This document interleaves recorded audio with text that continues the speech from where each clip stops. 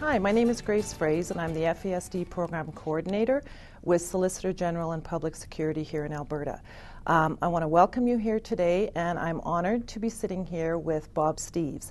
Bob Steeves has been retired from the field of corrections for 7 years now. Bob worked in the field of corrections for 25 years as a frontline worker. Bob's career has included working with maximum security and high-risk offenders, mentally disordered offenders, as well as medium and community-based corrections.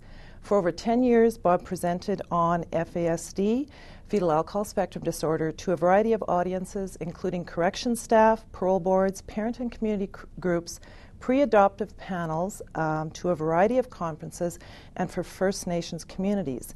Now, Bob and his wife, June, have been married for over 40 years and have raised 2 adopted children. One is a son. His name is Mark, who lives with FASD.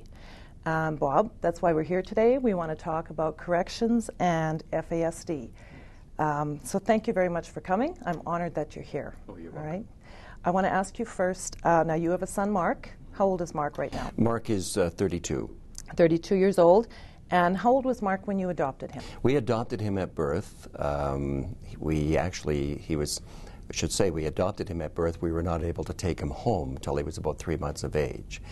He was 2 pounds when he was born, and 3 months later we picked him up and brought him home. He was weighed just over 5 pounds. Okay. Did you question at all when you adopted this new baby why he was so small, only 2 pounds? No, originally we were told that he was premature and we thought we could handle this, and we were told that we knew nothing about his background, but we felt that we were good parents and we could certainly deal with this situation. Okay. And when and how did you find out that your son had FASD? Mark was in jail. He was in remand, and he had been by that time into a lot of trouble with the law as a youth, and now he was in an adult remand center. And it was actually a police officer, an RCMP constable, who came to our door. He had arrested my son many times, and I guess we became pretty good friends because of the number of times he had arrested Mark. And he kind of hummed and hawed a little bit as we were talking. And when I happened to mention that Mark was adopted, then I guess he felt that he could maybe approach the subject of, at that time, fetal alcohol syndrome. And he thought that my son had FAS, and I had no idea what he was talking about. But that's how that led to his actually being assessed by Dr. Christine Locke, who's a very well-known pediatrician in the field, and she assessed my son while he was in remand, and he was diagnosed with FAS. With FAS. Okay. I want to read you a quote that you made for a video. It was called FAS When the Children Grow Up, and you spoke of when you adopted Mark and said that you realized he was a boy with a troubled start, but that you could fix that with lots of love in your home.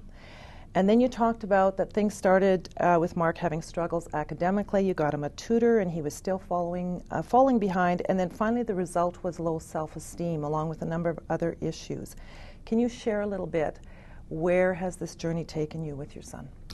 Yeah, when Mark was in school, he did very poorly in school. And we didn't know why. We felt that he could do it, and I felt that if we pushed him hard enough, he would finally rise to the occasion. We did have a tutor for him. He had a tutor right from grade 1 all the way through until grade 9 when he finally left school. We had all kinds of supports and helps, but nothing seemed to work. I thought he was lazy, and I did everything I could to encourage him in school. We tried to have him in all kinds of other activities. Nothing seemed to work. He never really achieved anything. His schooling amounted to nothing. He seemed to learn very little in school. And for me, where it's taken me is to start to understand this disability and what it means. Once my son was diagnosed, something kind of happened within our family, if you like, and for Mark. Mark, of course, thought he was stupid. And actually, I have to say, oftentimes I told him he was stupid because I was so frustrated. Not the thing to do, but I did that. However, when he was diagnosed with FAS and I started to understand FAS, then the picture became clearer. And for Mark, I think at the level he is able to understand, it also provided answers for him. So a diagnosis in his case really made our lives a whole lot simpler because now we started to realize that there were reasons for his poor achievement. Okay. Now, how about when the criminal activity started? You have spoken in one of your interviews that none of your friends or work peers had children in jail. And keep in mind, you were working as a corrections officer. You thought you had missed something as a dad. You felt you were angry with Mark. You tried the tough love thing. Can you tell me more about that? Yeah, of course, where I was working at the time was the old Ocala prison farm and in Vancouver. And we used to get a lot of people who would graduate from youth custody. Finally, they would come through our program, or we would have a Scared Straight program where we would bring young offenders in and we would take them in through the facility in Ocala. If you've ever been down to Alcatraz, that was Ocala. They looked the same inside. They were the same, very similar institutions and facilities. And I can remember taking some of these young guys through and locking them up in segregation and isolation even. We had isolation that was not used, but they were there. And I can remember saying that no kid of mine would ever come into a facility like this. Boy, and I always felt that parents really dropped the ball. Somebody made mistakes. These kids, if they had had proper parenting, they wouldn't end up in jail. Of course, I had to eat those words when my own kid ended up in jail. Yeah, so it was a very, very difficult time, of course, to be working in one jail and going visiting my son in another one. It was very difficult. Some staff were wonderful. Some staff were not, to me. Some staff, I think, felt that somehow that I had dropped the ball because my kid ended up in jail, and how could I let that happen? Some felt I was too soft on him. I think, in fact, we were probably very much the opposite. We really worked very hard at doing anything we could to turn him around, including when he was younger, lots and lots of spankings, lots and lots of punishments, punishment for all kinds of things. When I think of all the things that he was punished for over the years, and it made no difference.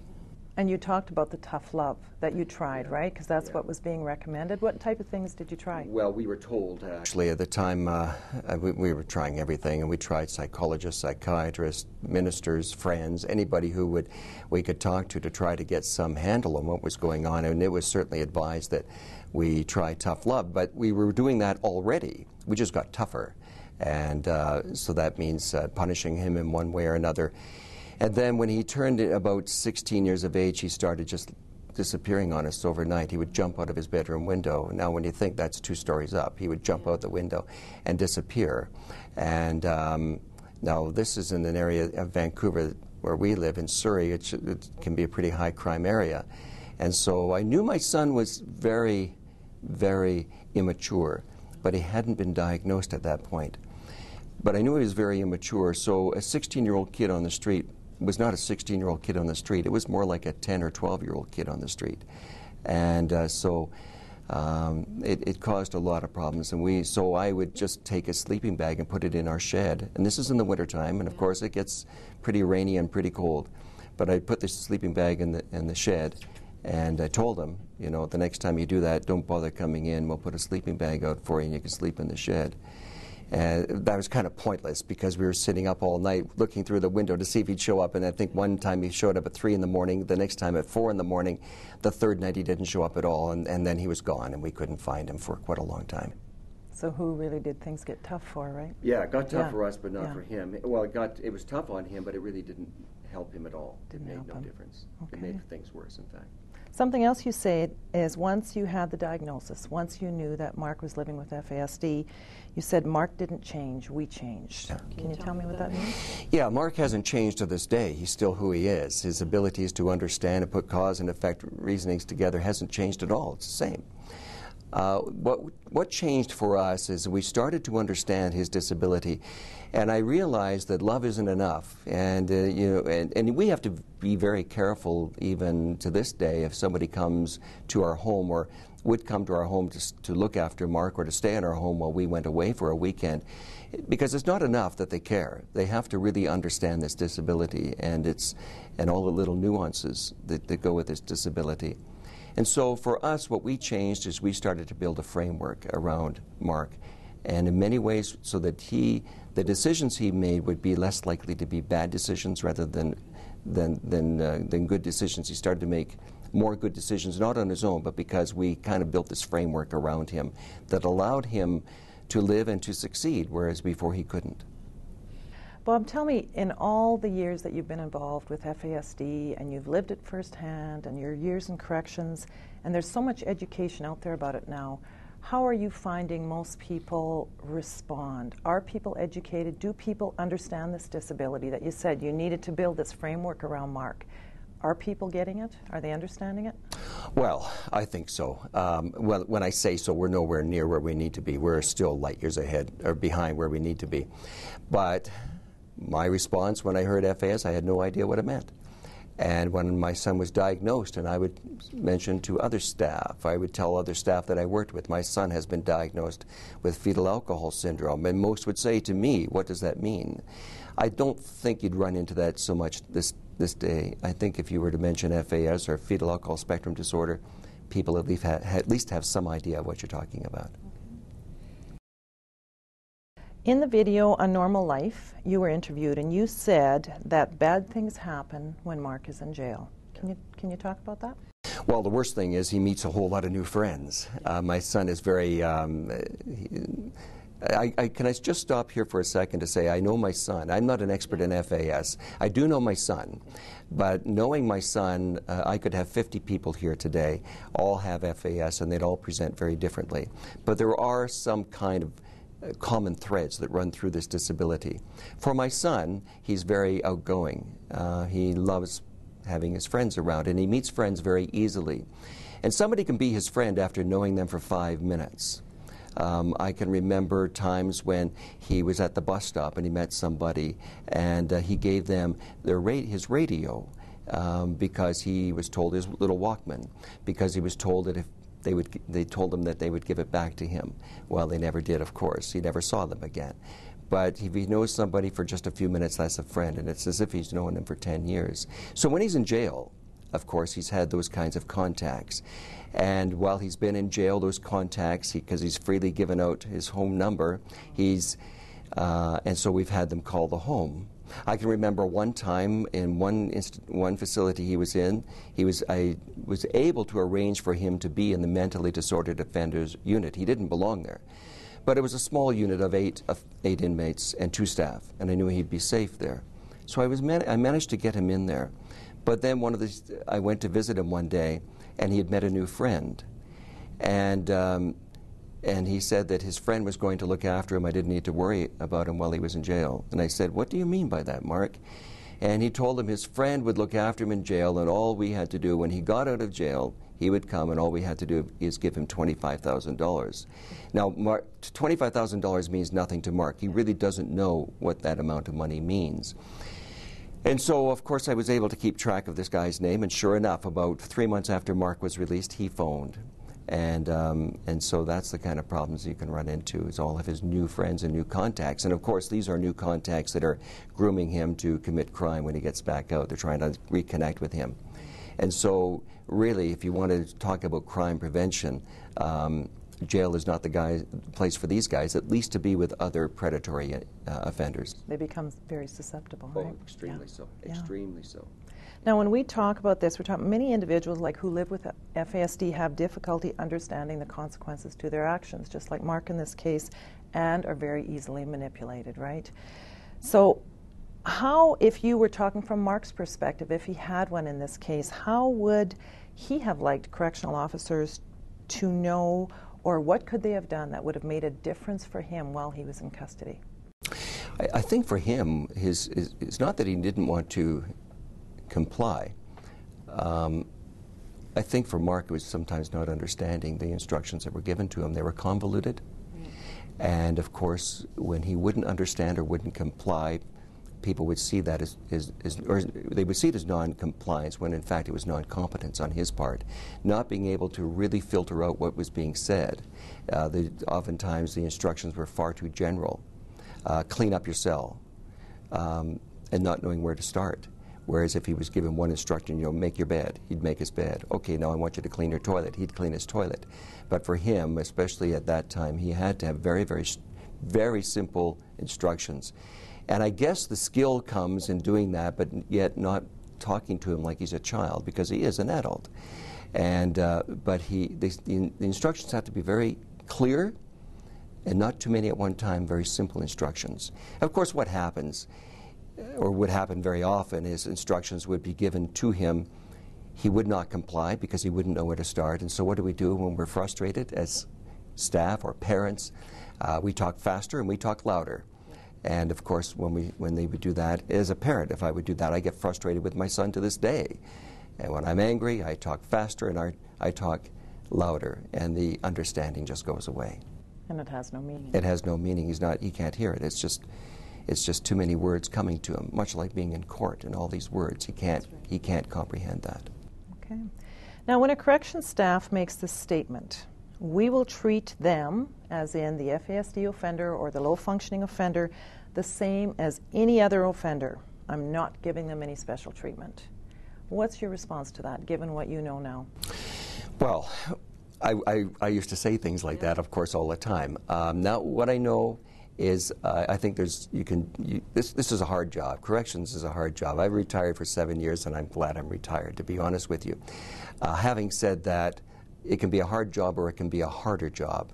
And so what I used to tell staff that I worked with is, even if you don't care one bit about my son or other people that are mentally disabled, and it is a disability, it is an invisible disability. Their brains don't function as ours do. If you can either make your job harder or you can make it easier. Here are some strategies that will make your job easier. And one of the strategies is, as I just told you, keeping instructions very short, very concise. Okay, thank you. If you have made the statement in the past, and I am touching on a lot of the statements that you have made in past interviews, you said, I used to make fun of them and ridicule them. You used to tell them that they were your job security, that you were glad they were in jail, because as long as there's idiots like them, you would always have a job. Yes, yes.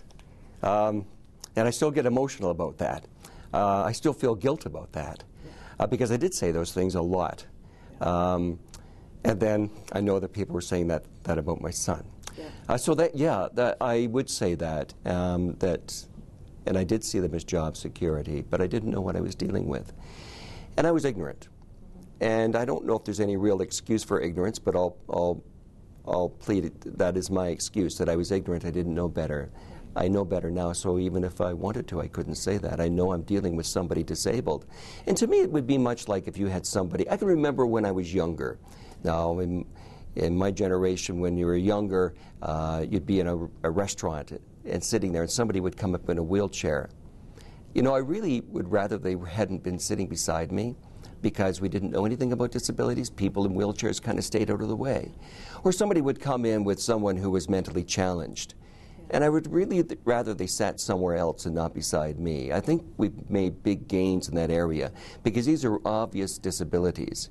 But when it comes to FAS, it is an invisible disability. But we still need to make concessions. And I like to think of it as kind of a wheelchair for the brain, to help them function in areas that they can't function. And we need somehow to be able to learn how to differentiate between non-compliance and non-competence when it comes to this population. Okay, thank you for that. Along that same lines, you did also say, I didn't want people doing that to my son. You said that I wish you could go back and undo all that. You wish you could go back and say you were sorry. And you stated that when you were dealing with people with disabilities, that you yourself were a lot more of a problem to them than you were as a help. You said you were part of the problem. And the people that can't function in society, we treat them like dirt. We punish them for being disabled. What do you feel you could say to correctional officers and sheriffs today that might make a difference in how they treat the FASD offender who's in their care? When my son was in youth detention, he hadn't been diagnosed. Now, I should have known better, because as I mentioned to you, when he was growing up, this kid got more spankings than any kid I know. It didn't help one bit.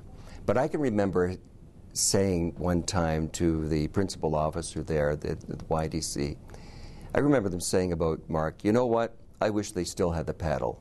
Because if they still had the paddle and they could use it on youth, I'd say go for it. If that's going to work, if that's going to stop him from committing crime, go for it. Of course, it wouldn't have worked. And I realize that now. I guess what I would say is that we are dealing with people who have that are disabled, and I don't have any magic bullets or any real answers. I can only try to help you understand what it is like for somebody that lives with this disability that is brain damaged. And knowing that they're brain damaged, and in our institutions, when you work in corrections, you're there for the care and keeping of offenders. And part of that care is to look after them and to ensure that they're not reoffended while they're in there and abused and preyed upon, which they are. And I think I've just forgotten exactly what your question was. So if you could kind of run that by me again. Actually, you were answering it in the process, because I had asked you what you feel you could say to correctional officers and sheriffs that might make a difference in how they treat the FASD offender. I think what I would say is don't look at this as being soft on offenders. As I say, if you knew somebody that came into your institution and they had Down syndrome, would you really treat them the same? And now you're dealing with somebody here who has a mental disability. I think I'd like to stop here too and say because somebody has FAS does not mean that they have a low IQ.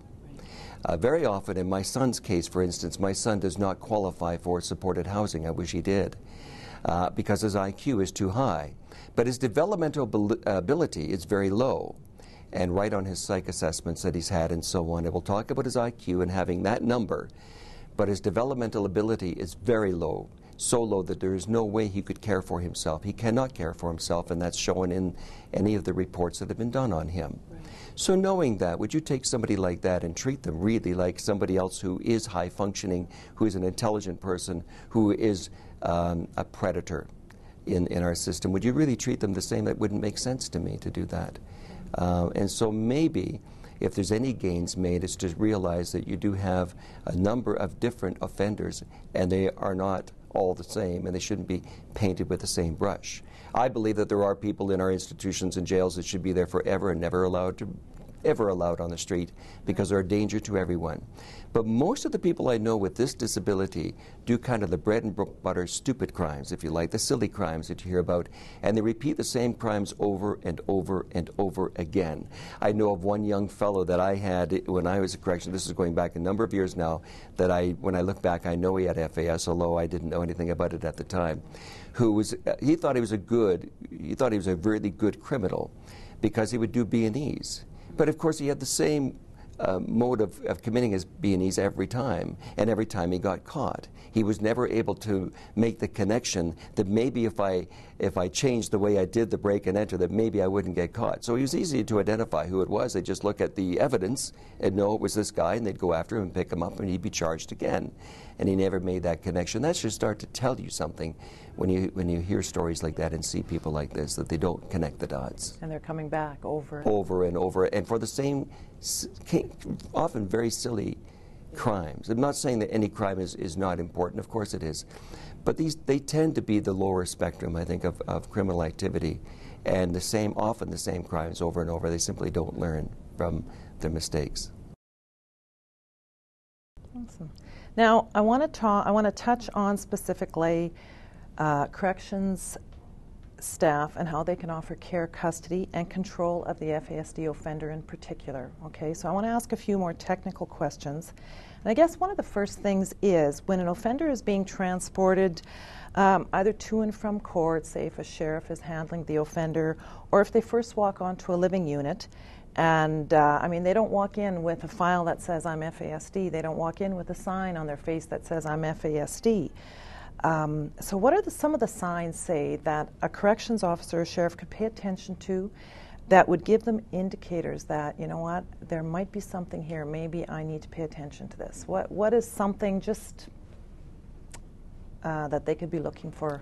One of the things I think you'll often notice is immaturity, very often coming across as very immature, and sometimes doing things that are kind of improper for the setting. I remember one guy that I do know had FAS. He was diagnosed with FAS. It was on my caseload.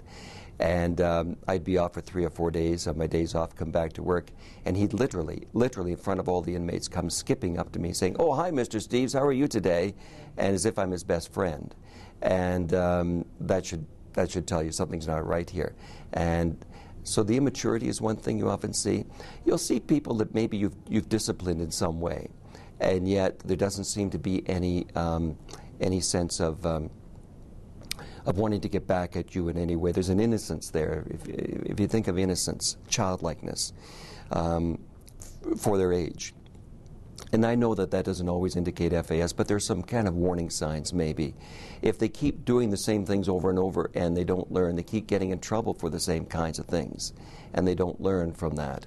If you keep giving them the same instructions and they can't seem to follow through, that might be a very good, and you realize after a time, because of their attitude, it is not that they're being belligerent or purposefully non-compliant. That should be kind of a flag maybe that there's something going on here that maybe isn't as apparent, and so maybe have another look at this guy. Okay, and on that note of what you just said too, so how can a staff determine if an offender with FASD is being intentionally disruptive or defiant, or if their behavior is a result of their disability? Oftentimes they'll be disruptive because now these are people oftentimes like my son who have had so few accomplishments in life and so few things that they can look back on where they've gotten any kind of kudos for what they've done. So they perform. So they have an audience and they're going to perform for their audience. And so you watch them perform for their audience. One of the best things to do is to isolate them in some way, get them away from their audience. And you'll find very often that they will not want to continue performing. In most cases, they actually do want to please you, but they want to look good in front of their peers. And they'll kind of play the role in the swagger and so on.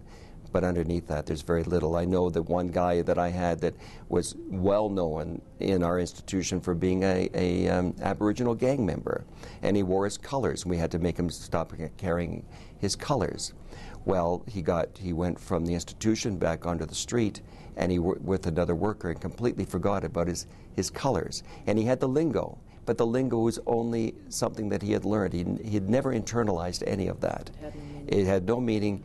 He felt that he got status in the jail because of that. I know of one other young man that ended up in a federal institution that had FAS, and he was told when he went in that he should go in and tell everyone there that he's a white supremacist. They'll leave him alone. Well, the problem is he went into a institution was predominantly Native, and he never thought that this might be a bad thing to do. And of course, he got himself into all kinds of trouble being a white supremacist, which he isn't. He wouldn't have been able to tell you what a white supremacist is. Didn't know what it was. He had no idea, but he was told to use that phrase, so he'd use that phrase and got himself in all kinds of trouble. Yeah. Not surprising. Now, some of the things that is characteristic of many people with FASD, as you know, is that they may tend to fabricate stories, whether it is to impress someone, to please people, whichever. As a staff, and you're dealing with them, how difficult is it to distinguish between a fabricated story and a real story?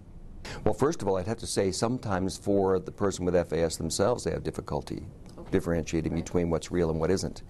Again, if I can refer to my son, I can remember being on holidays and going down to California. Yes, we did go to California, but also his friend went to California later with his family. And I can remember Mark telling us about his wonderful trip to California, and he can remember doing this and that and visiting this place, places we had never been to. But his friend talked about them. So after a while, Mark thought that he had been there, and he could tell you all the stories as if he had been there. So he couldn't even remember what he had done and what he hadn't done. So part of it might be a problem understanding what really happened, and oftentimes taking on the stories that they've heard from others as if they're their own. Sometimes, of course, again, you're looking at somebody who's had very little in the way of achievement in his life, and they want to embellish things. You'll often hear that. And it's really hard sometimes, but if you are especially a caseworker where you're doing more one-on-one with them, oftentimes by just talking to them, you start to realize what's real and what isn't.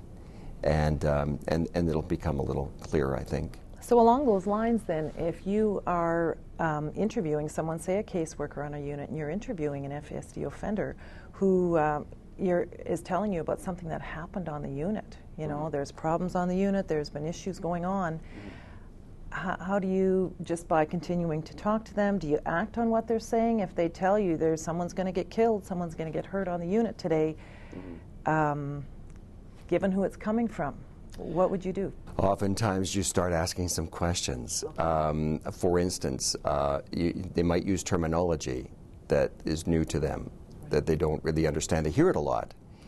For instance, the guy's going to get a shiv in his back. Okay, well, he's going to get a shiv in his back. What's a shiv? And I've had cases like that where he couldn't tell me what a shiv was. but somebody's going to get a shiv in his back, and they'll start telling some stories that may be something that he's heard, and so he may not really understand the whole what's actually being told to him by his peers, and that's where I think by talking to him, you might find by talking to him that he's using terms that he doesn't even understand. And then these guys are not complicated in that sense. They're very simple and really are not very manipulative. They may appear to be, but they're not. So they're very easy to read between the lines and very easy. I ask the same question, and I'll ask the same question again, and I'll ask it a third time differently, and they'll forget what the first answer was. And so then you can pretty well tell when they're just embellishing something or making a story up, because they can't remember the same story 3 times. Okay. One of the things I wanted to ask you, when you're dealing with offenders on a living unit in a correctional setting, and oftentimes they start to showcase, they start to act out on the unit in front of the other offenders, oftentimes becoming argumentative with you, possibly refusing to follow direction because they're impressing the boys around them, right? And that's so important for them. As a staff, what is the best way right at that moment? What's the best thing to do? Well, what's probably best is oftentimes just logistically not possible, but if you can, to separate them from their peers so they just have no reason to perform. And if that would be the ideal thing to do, they will perform in front of their friends. They will tell stories that are grandiose. And I've heard those many, many times. My son has told stories that are grandiose that I know are not at all possible. But he usually do it when his friends are around so he can show off. But once he's away from them, the story stops. So aside from, I don't know what you do in a situation like that if you are in a living unit and you can't in some way segregate him or isolate him from his peers. They will showboat. Right. In an ideal situation, though, you would be able to separate him. And that's all I would know to do at that particular time. So something as simple as possibly even just sending them to their room to lock up till things settle down, something along those lines? That would be ideal, just in some way so they're not there to showboat, yeah. So in a case where a sheriff is transporting an offender and he starts to act out and mouth off because he's showing off to his peers, and you as the sheriff know this person has a disability, he has brain damage, you're in an enclosed situation, what would you recommend there? Just possibly ignore it? What are your suggestions? What we've done again is try to separate them even when they've been, there was, I don't know if you're aware of it, and I don't know its status now, there was a specialized FAS halfway house run through Federal Corrections Canada, and they learned quite a bit from that program. Now this was in a halfway house of 21 offenders, high-risk offenders very often, but they had 6 beds, those that had FAS, and you wonder how that could possibly work. But the reason that it worked as successfully as it did, and it wasn't perfect by any stretch, but the reason it was able to work at all was the fact that they were often able to keep that group of 6 away from the others. And it seemed to, it's interesting too with this population that I found with people with FAS that can be very, very different, present very differently, but there seems to be an understanding amongst themselves that they seem to get along very well together, which makes me think that if that was the case, and we found that actually in the halfway house, that if you could have those offenders in their own unit, they would actually be very good. I know that logistically that's not possible, but that would be an ideal situation. They certainly function better there. Yeah. That would be a better setting. And I think it's because they know, everybody puts high expectations on them, because going back to the fact that it's an invisible disability, they look like they have competence, but they don't. But when they're with their peers, they don't have these pressures placed on them, so they tend to function much better. So how difficult is it then for an offender, because the majority of people who have an FASD diagnosis know they have FASD, they know what they're living with, and yet they also know that people around them may be aware that they have disabilities. How difficult is it in a correctional setting when you're the person living with FASD? You don't want your peers to think you're stupid or slow, right? Yeah. So how does that play out for them in jail? It can be very hard because they are labeled as retard. My son used to call himself, I'm the retard. His friends used to call him, they'd phone him and say, or we'll get the retard, meaning my son. So that's very common. But interestingly enough, when Mark was diagnosed with FAS, when my kids were adopted, both my children are adopted, and I can remember we decided that we were going to take the mysticism away from adoption. And so when they were very young, we used the term adoption even though they had no idea what it meant. And then as they got older, we told them how we chose them. They're really special, we chose them. And we kind of did the same thing with Mark with FAS. Once he was diagnosed with FAS, I sat down and told him what that means. And then I explained that we all have disabilities. I have a disability. I have ended up in emergency more than once because I've tried to do a home repair. And so I have absolutely no ability in that area, so I'm disabled in that area. And my son has a particular type of disability, and so we've tried to normalize it as much as we can. And what that's meant for him is that there is an understanding why he has it, but he doesn't feel as stupid. In fact, it's interesting too, when he's been arrested by police officers, he's told the police officer he has FAS. And I don't think he expects special treatment, but that, I think in times past, especially where we live, officers are becoming more aware of FAS. Their way of handling him is a little bit different. They know how to not escalate the situation by yelling and screaming at him, so he escalates. As it escalates, he escalates, and then you've got a situation that's out of control.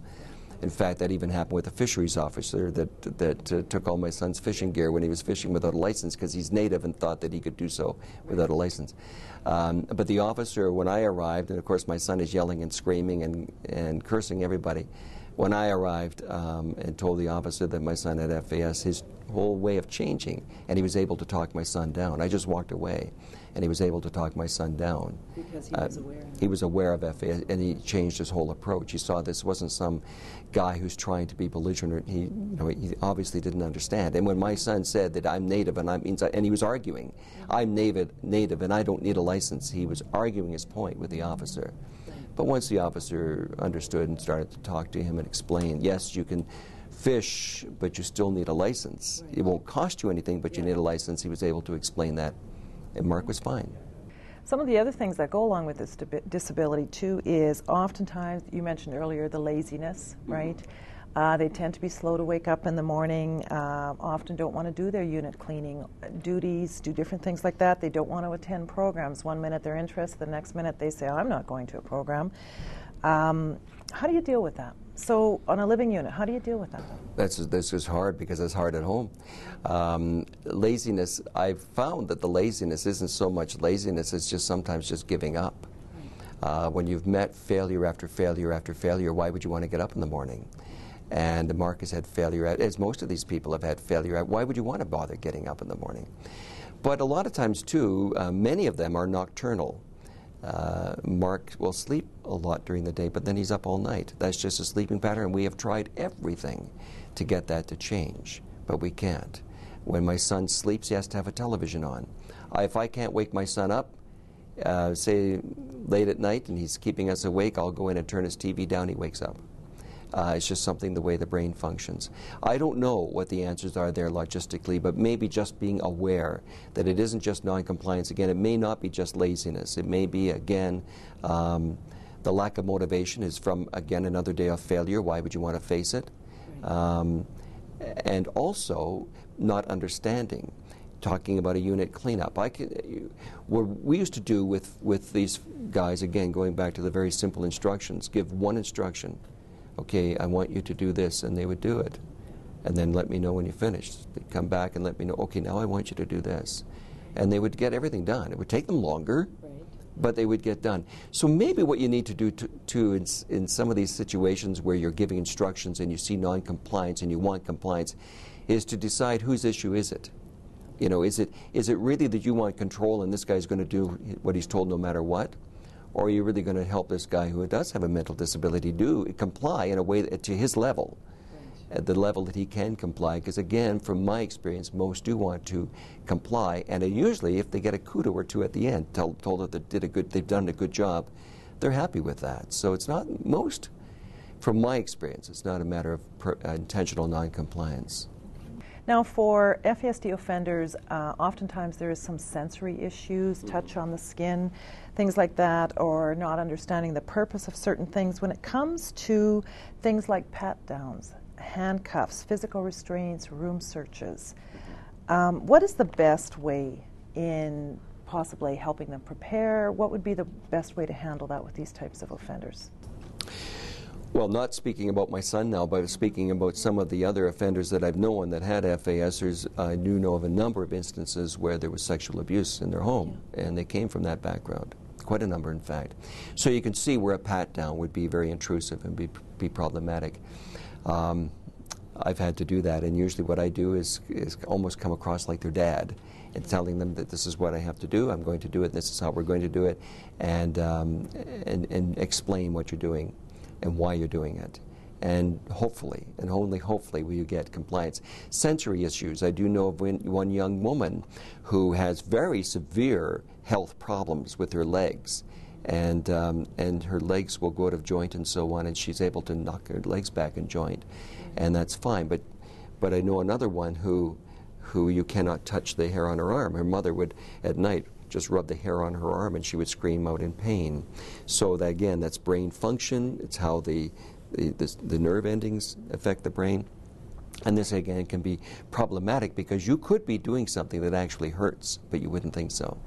Because, again, because of the brain damage. So it just comes down to awareness again. Just, I think, awareness, and take it as far as you can. But if you're getting, if possible, don't make a small issue into a really big one that doesn't need to be if you can avoid it.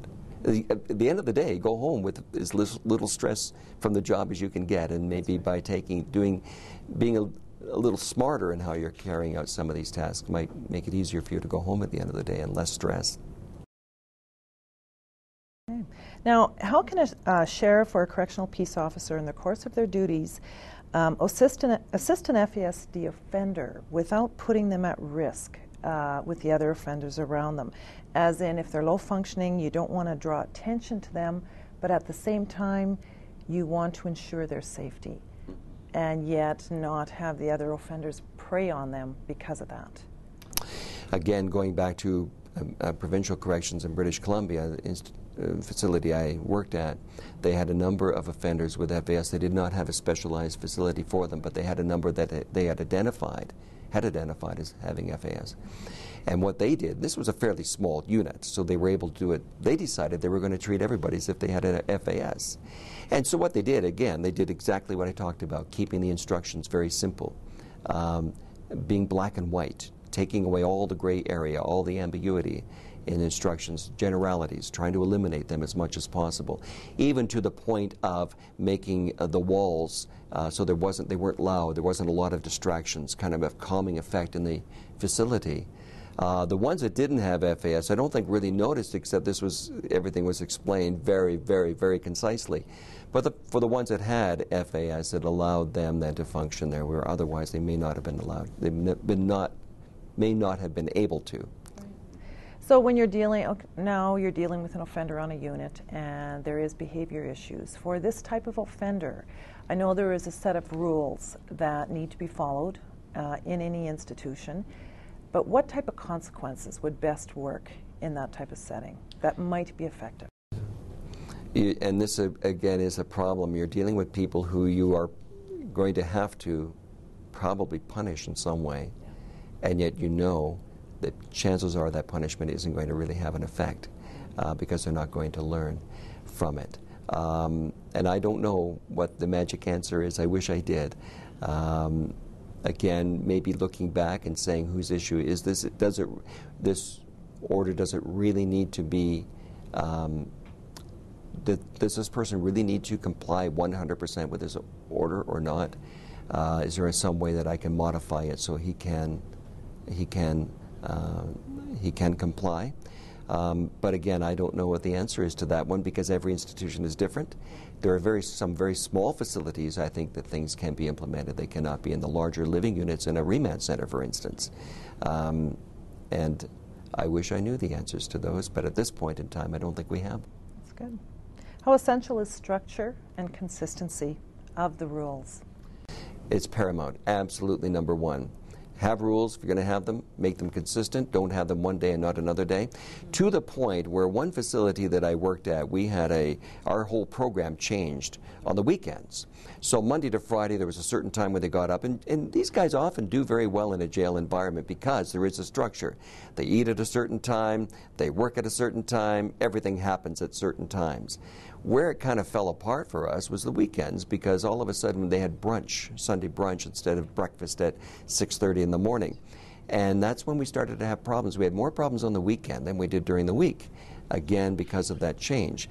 Now, this was not an FAS unit as such. These people had not been identified by and large, but I do know quite a number of offenders there did have FAS. But that we found just for our population, generally, things fell apart more on the weekends when things changed.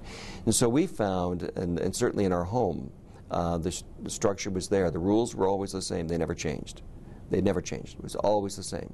And by keeping that, and it's very boring, but by keeping those rules, they have that framework to work in. It doesn't change overnight. It's not going to change tomorrow. And that goes within a unit itself, trying to, if possible, eliminate or reduce the number of times that someone is changed from one living unit to another. I'll give you an example of that. Again, another one that I knew of that's kind of really, to me, illustrates FAS.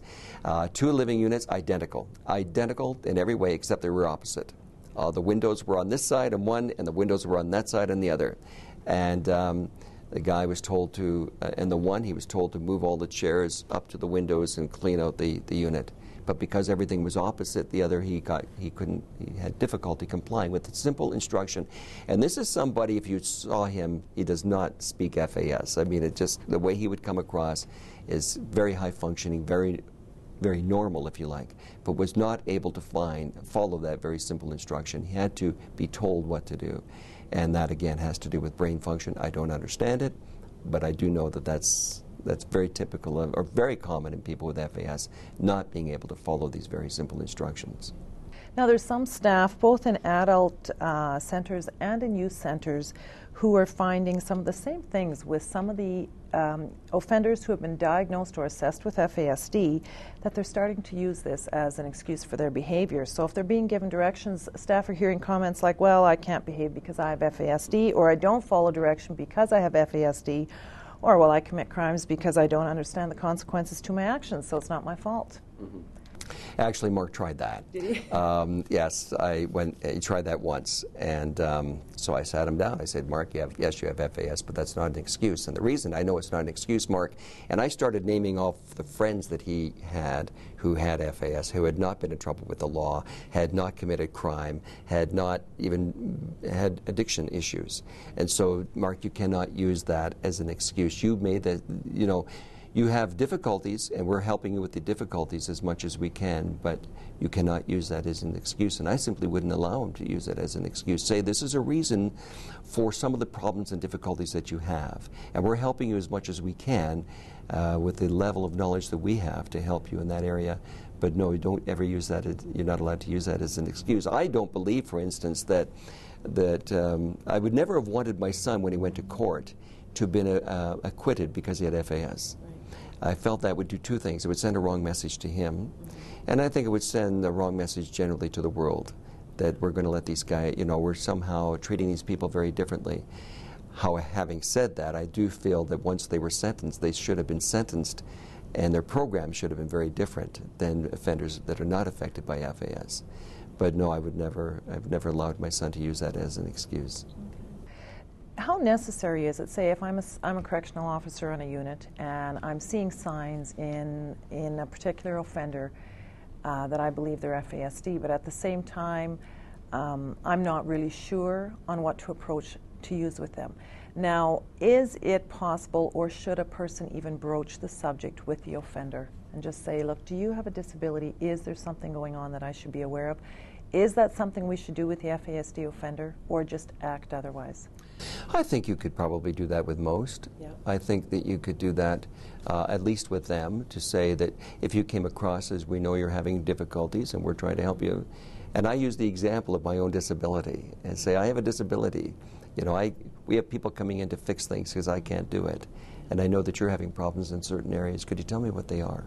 And you might find that I would say, I kind of disagree with one statement you said, that maybe it is different here, but from my experience, at least I'm going back 7 years, of course, and longer, my experience, most people that came in that had FAS did not know it when they came in and had been diagnosed. Now that's hopefully is improving. There's been a real push to have people diagnosed before the age of 6, and maybe now those people are coming on stream. So maybe now when they do come in, they know I have FAS, but from my experience, most did not. So if they do know, that I think is a good thing, but in my day it wasn't. So. And it hasn't changed a lot. It is changing someone, but it hasn't changed a lot. So. You talked about situations in the past where friends used to use your son. Example, getting into cars where a gun was present, stealing cars at compounds where the cameras were on, leaving fingerprints everywhere, committing repeated crimes. That behavior, how does that transfer in a custodial setting?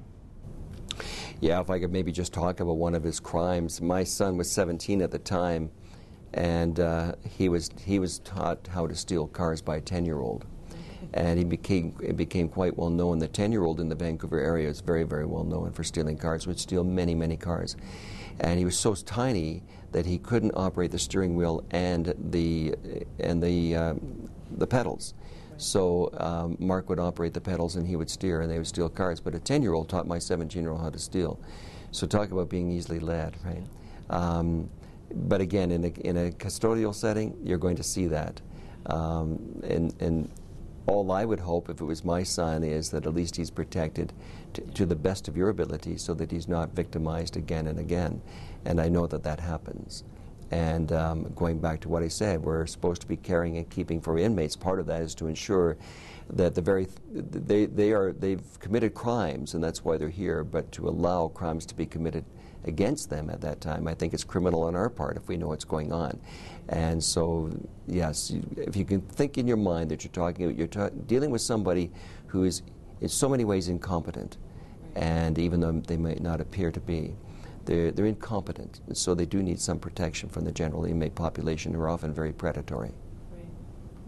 Bob, when it comes to issues of depression, loss, grief, things like that, suicide, threats of suicide, death of friends, relatives, just anything in the area of loss and grief, what is important for staff to be aware of? Again, especially when they're in a setting, they're in the jail, and they're separated from their families, their friends, and so on, and they get the call that somebody has died. Now, they may have had a very good relationship, close relationship, and obviously that's going to affect them like it would anyone.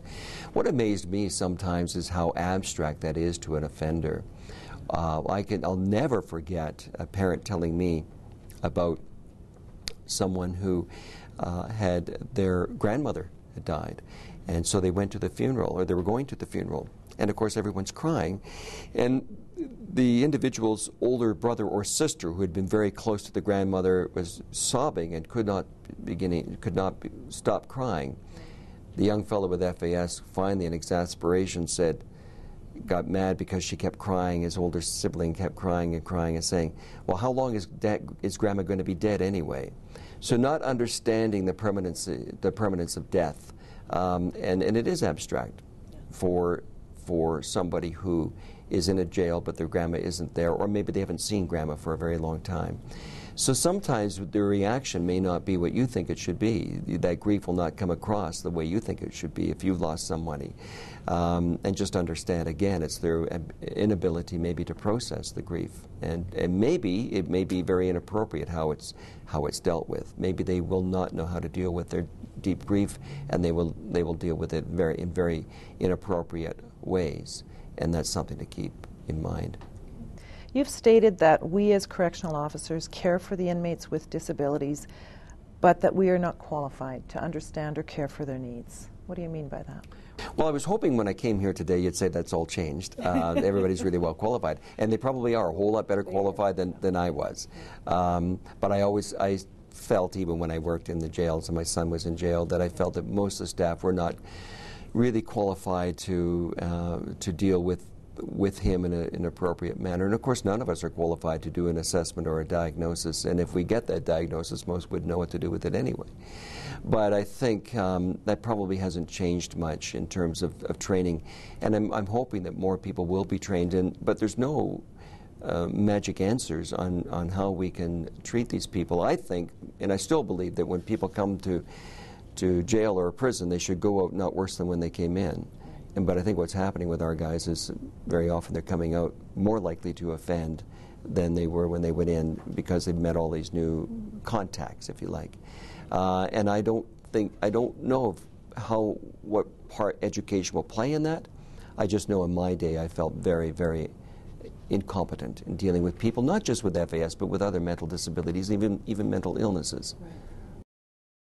Now, when it comes to things like conditional sentences, house arrest, we've talked in the past a bit about that, and you talked in particular about Mark, and he received house arrest as an alternative to jail. At the time, that was what you and your wife were looking for with him, because you didn't want him to be in a jail setting. What circumstances had to take place for that to happen, meaning courts, judges? How much was really involved in making that happen? Well, when Mark was diagnosed, everything changed in our household, and it really did. Our whole lives started to revolve around FAS. Not that we wanted it that way, but one of the things we did is, when I knew Mark was going to court, and keeping in mind at that time it was for quite a serious offense involving a weapon, and it looked as if he was going to end up in federal penitentiary, and I know that if he had ended up there, we would have lost him. I mean, he had difficulty functioning in a provincial setting where I knew most of the staff, and I knew I was able to keep an eye on him. I would have lost him completely. I'm convinced that he would not survive a federal sentence. And so what I was able to do was go to my employer and explain. I had a wonderful, very understanding employer. And I said, this is my situation, can you help me? And so he did. What we did is, my wife worked day shift and I worked afternoon shift. So she would leave early in the morning, get home at 2 o'clock in the afternoon. I'd get in my car and go to work. I kind of joke about it and say, you know, actually it worked really good, because we only saw each other on the weekends, and maybe that's what kept our marriage together all those years, I don't know. But we worked separately, separate shifts, so that there was somebody always home. And we provided that structure around him 24/7. And from the time we started until the time we ended, starting with his bail, and then going right through to both of his sentences, they were overlapping, 2 years less a day, plus the probation period that ended. It was 6 years, 3 months that we kept that up. But it kept him out of jail, and he hasn't offended since then, and he's never been back to jail since. So I think that we can call that one a success. Yeah. Now, you and June are a rarity, though. There's not many people who would do that, or could do that, or are willing to do that. Many of the clients that we're seeing in the correctional settings now do not have family support, the kind that you and June were able to give to Mark. What are the chances of any type of success for individuals like this who live with FASD, who don't have a Bob and June for parents? You know, I think it's a pretty black picture. Yeah. I know, and I need to say here that I know a lot of people living with FAS, and actually, if you don't mind, I prefer to talk about people with FAS or FASD as someone living with FASD or FAS rather than an FAS person, because they're far more than that label. They're multifaceted in so many ways, and I know many that are very successful. I think, and of course, success means different things for different people. But they look at themselves as a success. Their parents look at themselves, their friends, and I look at them as a success. But they've done it with a lot of family support. They were not able to do it on their own, and I don't believe any of these people can really make it on their own. They need the supports. If they don't have them there, you know, probably for many cases, the best support, the best help they're ever going to get is when they're in jail. And that may be sad, but I really believe that's the case. And for many, it's either jail, homelessness, or death. Yeah. Thank you. Bob, I'm going to bring this interview to a close. Firstly, I so much appreciate you taking the time to do this today. It has meant a lot to me. You have inspired me in my work in corrections, and I've been following what's happened with you and your family for a lot of years. You told me earlier today that you are making this interview. You're officially the last business you are going to do with FASD. You have retired, not only from corrections, but you've moved on with your life and your career. We just appreciate your contribution. It's worth so very, very much to the field. And I want to thank you for that. I'd have to say that I've given up on that, but my son, even though he's not living at home with us right now, has been out of the house for a couple of weeks, and we're hoping that it'll last. We still are supporting him at arm's length, and that will be probably for the rest of his life, certainly for the rest of our lives. Now, I want to close this session, and I want to open it up if there is any questions. Otherwise, we thank you very much for joining us today and for viewing this interview, and hopefully you will be able to use some of what has been talked about here in your careers in corrections. Thank you.